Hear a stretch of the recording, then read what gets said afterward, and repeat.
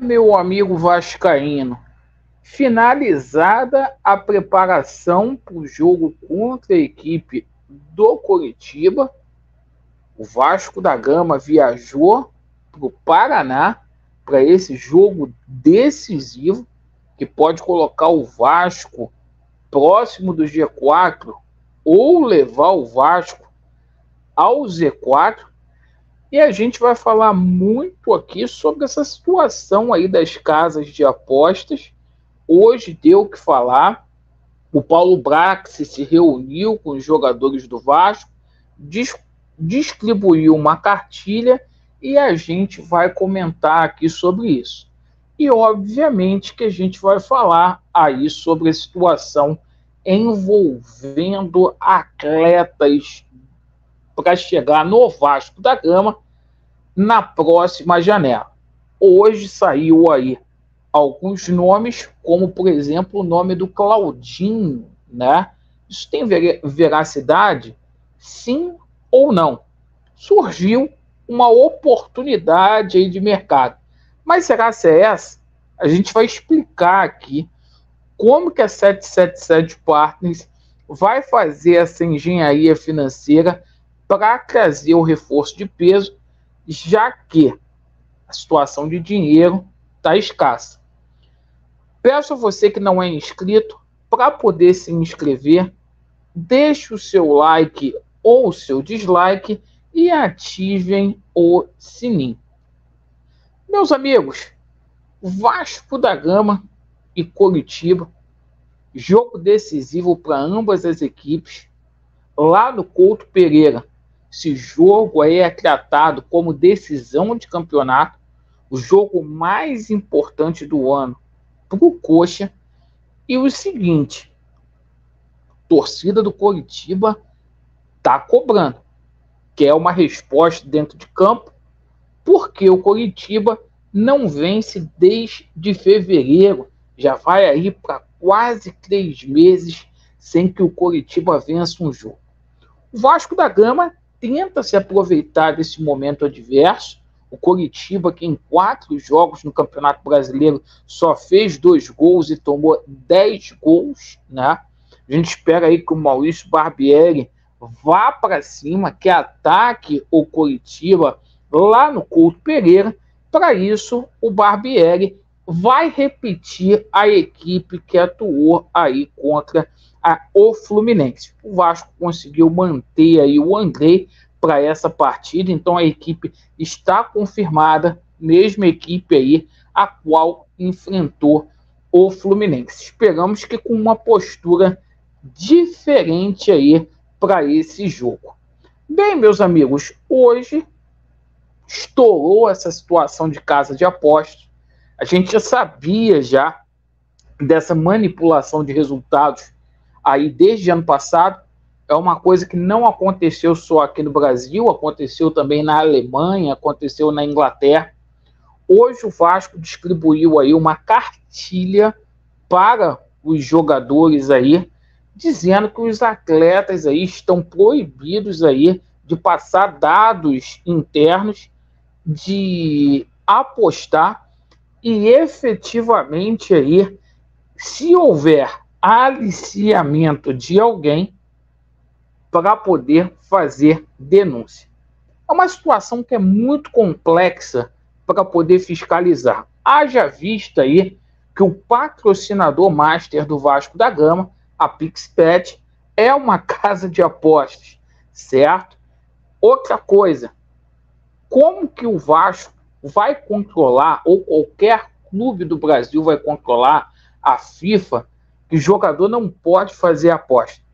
O jogador não pode fazer, mas ele pode pedir a um terceiro para poder fazer. Uma coisa que é difícil para controlar.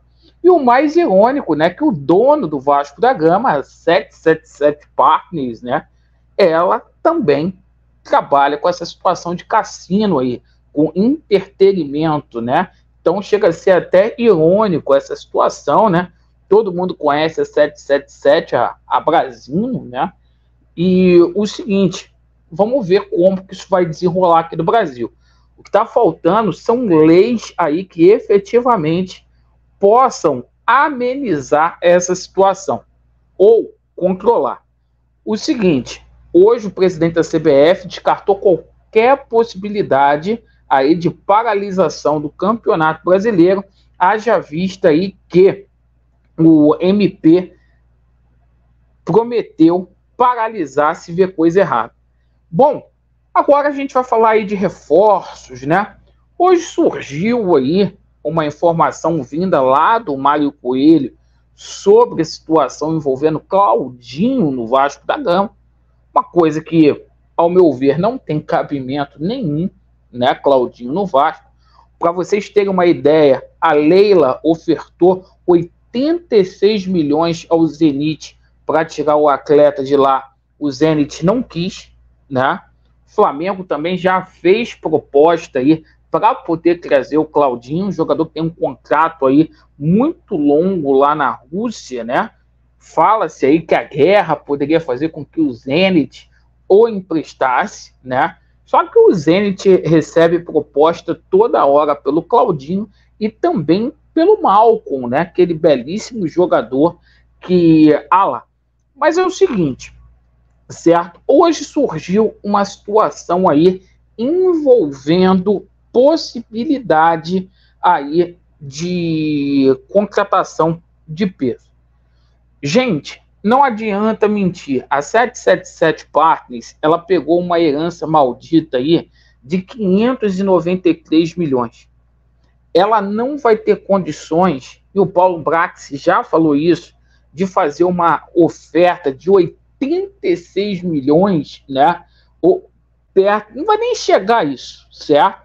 A gente vai ter aí em torno aí de 40 milhões no máximo aí para poder gastar. A gente sendo aqui muito otimista diante desse cenário que a gente tem hoje.